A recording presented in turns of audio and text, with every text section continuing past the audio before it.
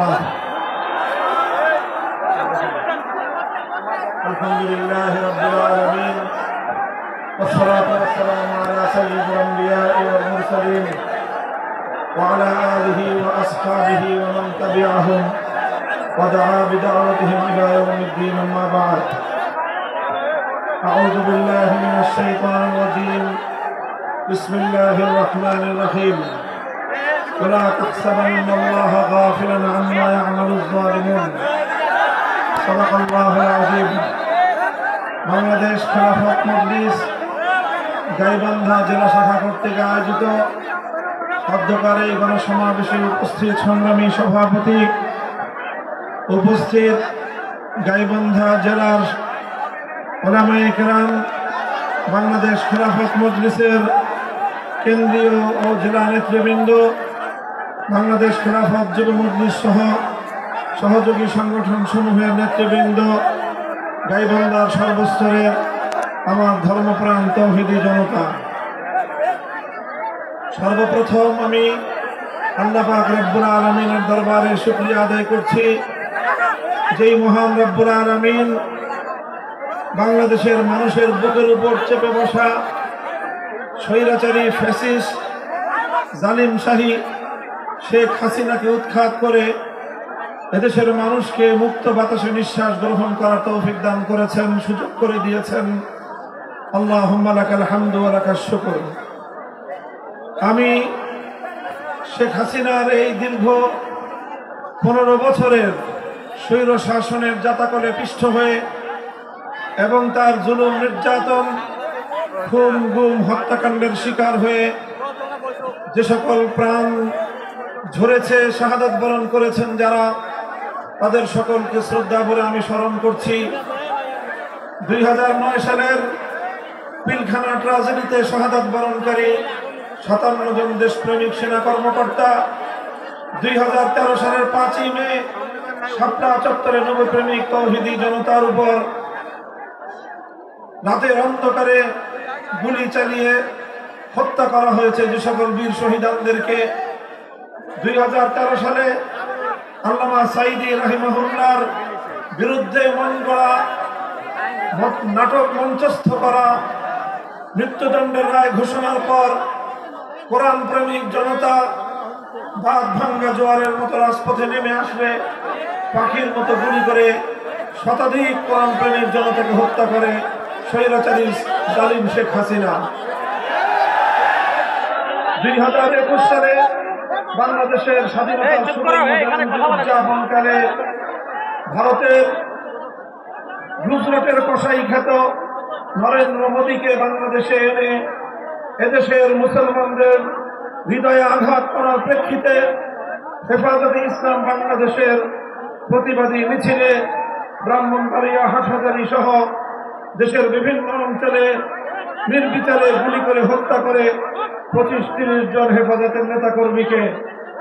2024 সালের সর্বশেষ জুলাই এবং আগস্ট মাসে ইতিহাসের বর্বরতম হত্যাযজ্ঞ চালায় ফ্যাসিবাদের বিরুদ্ধে বৈষম্য বিরোধী ছাত্র আন্দোলনের সারা বাংলাদেশের প্রতিটি জনপদে শেখ হাসিনার নির্দেশে তার হাতুড়ি লীগ, হেলমেট লীগ, ছাত্রলীগ, যুবলীগ, তার সন্ত্রাসী বাহিনীদের নির্বিচার হত্যাকাণ্ডের শিকার হয়ে, গণহত্যার শিকার হয়ে সহস্রাধিক বাংলাদেশের ছাত্র জনতা, এমনকি 3 বছরের শিশু পর্যন্ত শেখ হাসিনার জুলুম থেকে রেহাই পায়নি, হত্যা করা হয়েছে। তাদেরকে বাংলাদেশের মানুষের ট্যাক্সের পয়সা দিয়ে কেনা, দেশ এবং জনগণের নিরাপত্তার দায়িত্বে নিয়োজিত হেলিকপ্টারগুলোকে ব্যবহার করে আকাশ থেকে গুলি করে নির্বিচারে হত্যা করা হয়েছে।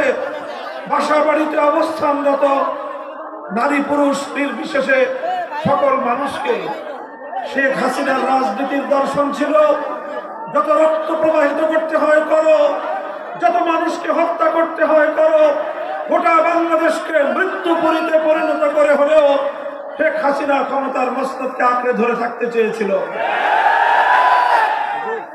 সাবাস বাংলাদেশ, এদেশের মানুষ রক্ত দিতে শিখেছিল, এদেশের মানুষ জীবন দিয়েছিল, রক্ত এবং জীবনের বিনিময়ে বাংলাদেশের মানুষ স্বৈরাচারী যুগের ফেরাউন, নব্য ফেরাউন হাসিনার হাত থেকে আগামী প্রজন্মকে মুক্ত স্বাধীন করেছে।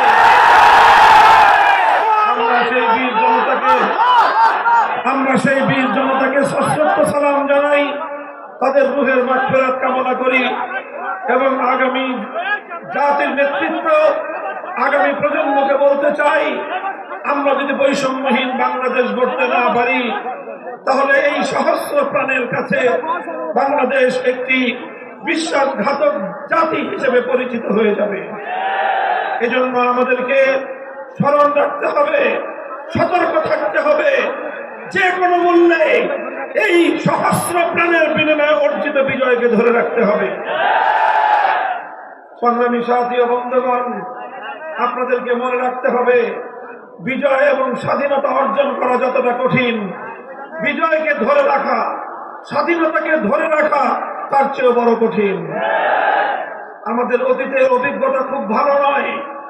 1971 সালে দীর্ঘ সংগ্রামের পর ব্রিটিশ বেনিয়াদের বিরুদ্ধে 200 বছরের সংগ্রাম, কলকাতার হিন্দুত্ববাদী দাদাবাবুদের বিরুদ্ধে সংগ্রাম, সর্বশেষ পশ্চিম পাকিস্তানি খান পাঠানদের বিরুদ্ধে আধিপত্যবাদ বিরোধী সংগ্রামের মধ্য দিয়ে বাংলাদেশ স্বাধীনতা অর্জন করেছিল। যেই স্বাধীনতা অর্জিত হয়েছিল মহান আল্লাহর নামে ইনশাআল্লাহ বলে, যেই স্বাধীনতা যুদ্ধের সূচনা হয়েছিল, যেই স্বাধীনতার আগে জাতির সঙ্গে প্রতিশ্রুতি দেওয়া হয়েছিল এদেশে কোরআন সুন্নাহ বিরোধী কোন আইন তৈরি করা হবে না, আল্লাহর উপর আস্থা বিশ্বাস স্বাধীনতা যুদ্ধের মূল মন্ত্র ছিল।